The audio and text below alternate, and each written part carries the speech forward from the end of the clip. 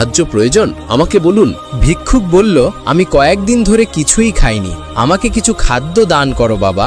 হযরত আলী রাদিয়াল্লাহু তাআলা আনহু বললেন, আপনি কি খেতে চান? বৃদ্ধ বলল, বাবা আমার একটি আনার খেতে ইচ্ছে করছে। কিন্তু হযরত আলী রাদিয়াল্লাহু তাআলা আনহুয়ের কাছে মাত্র একটি আনার ফল ছিল, যা সে তার অসুস্থ স্ত্রীর জন্য নিয়ে যাচ্ছিল।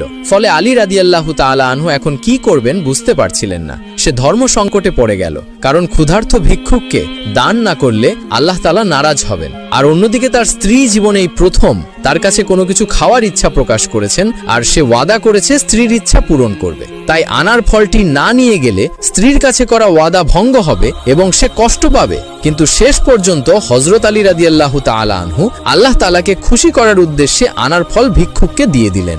ফলে ভিক্ষুক খুশি হয়ে আল্লাহ তাআলার নিকট শুকরিয়া আদায় করে তার জন্য দোয়া করলেন। হযরত আলী রাদিয়াল্লাহু তাআলা আনহু ম্লান মুখে ঘরে ফিরে এলেন, কিন্তু স্ত্রীর মুখোমুখি কিভাবে হবেন ভেবে পাচ্ছিলেন না। ঠিক তখনই ঘরের ভেতর থেকে আওয়াজ আসলো, হযরত ফাতেমা রাদিয়াল্লাহু তাআলা আনহা বলছেন, হে আলী, আমি তো আপনার নিকট কেবল একটি আনার খাওয়ার ইচ্ছা প্রকাশ করেছি, আর আপনি তো পুরো 10টি আনার পাঠিয়ে দিয়েছেন। ফাতেমার কথা শুনে হযরত আলী রাদিয়াল্লাহু তাআলা আনহুয়ের চোখে পানি ধরে রাখতে পারলেন না। তিনি খুশিতে কান্না করে দিলেন এবং আল্লাহর কাছে শুকরিয়া আদায় করলেন। এরপর প্রিয়তম স্ত্রীকে ডেকে বললেন, হে ফাতিমা, এ আনার ফল আমি তোমার জন্য পাঠাইনি, এগুলো তো স্বয়ং আল্লাহ তাআলা জান্নাত থেকে তোমার নিকট উপহার হিসেবে পাঠিয়েছেন। অতঃপর তিনি সমস্ত ঘটনা হযরত ফাতিমা রাদিয়াল্লাহু তাআলা আনহা এর নিকট ব্যক্ত করলেন।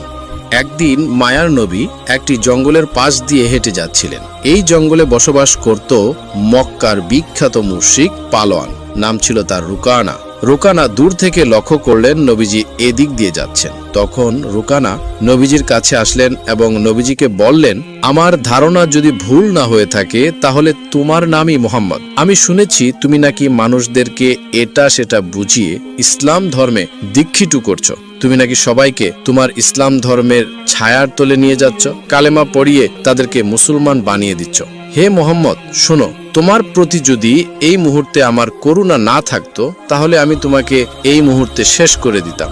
তবে যাই হোক, তুমি আমার সাথে কুস্তি লড়তে এসো, তাহলে দেখবো তোমার আল্লাহর বেশি ক্ষমতা আছে না আমার দেবতার বেশি ক্ষমতা। বিশ্বনবী তখন রুকানাকে লক্ষ্য করে বললেন, হে রুকানা, আমি আল্লাহ রাব্বুল আলামিনের প্রেরিত রসুল। আল্লাহ রাব্বুল আলামিন আমাকে দুনিয়াতে পাঠিয়েছেন মানুষদেরকে হেদায়েত করার জন্য এবং মানুষদেরকে সঠিক পথ দেখানোর জন্য। ইসলাম ধর্ম হলো সর্বশ্রেষ্ঠ ধর্ম।